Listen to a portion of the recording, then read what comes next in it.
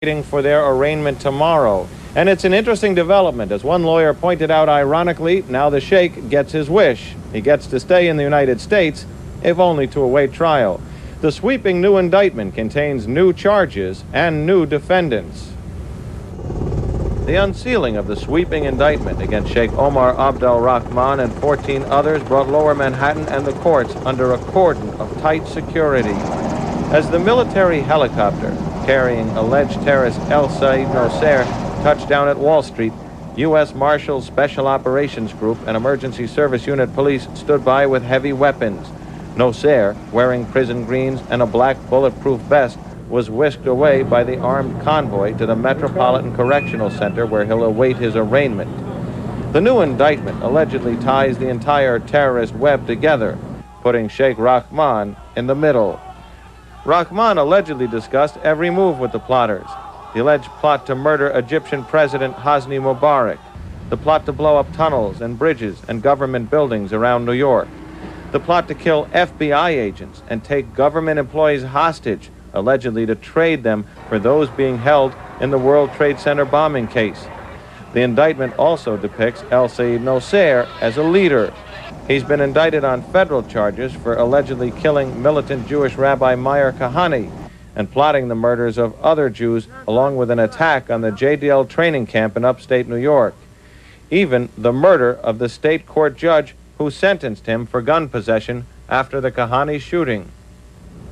With me now live outside the Metropolitan Correctional Center, the federal prison in Lower Manhattan, lawyer Barry Slotnick, who was Rabbi Meir Kahane's attorney. Your reaction to the sweeping new indictment and those charges? I think this indictment finally vindicates the fact that those that have been involved in this investigation from the beginning came forward with the idea that this was a major conspiracy, not a group of lone crazies. You read the indictment, not only is it charged the killing of Rabbi Kahane in a racketeering act, it involves the conspiracy to kill the judge that sentenced Nosair, a conspiracy to shoot up the JDL camp in upstate. It involves another conspiracy and another conspiracy and another conspiracy. This is the most dramatic indictment I've ever seen, and certainly it vindicates those that understood that this was a conspiracy par excellence and not a bunch of lone crazies.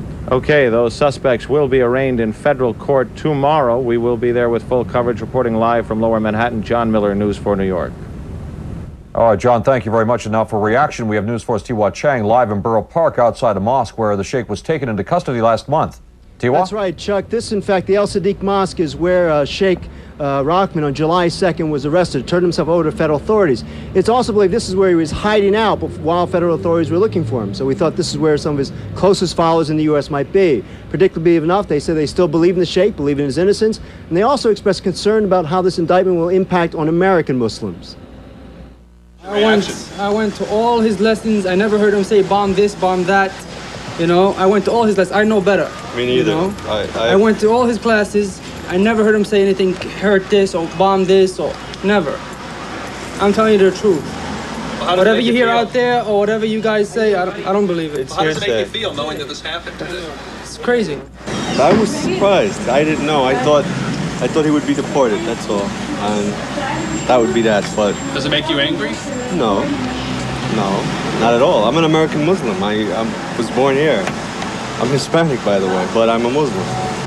The followers at this mosque say they do not know Sayyid Nosair. They said they can't comment on him because they don't know him at all, because that's what they're telling us. Reporting live in Borough Park, Tiwa Chang, News 4, New York. Back to you, Chuck. All right, Tiwa, thank you very much. Now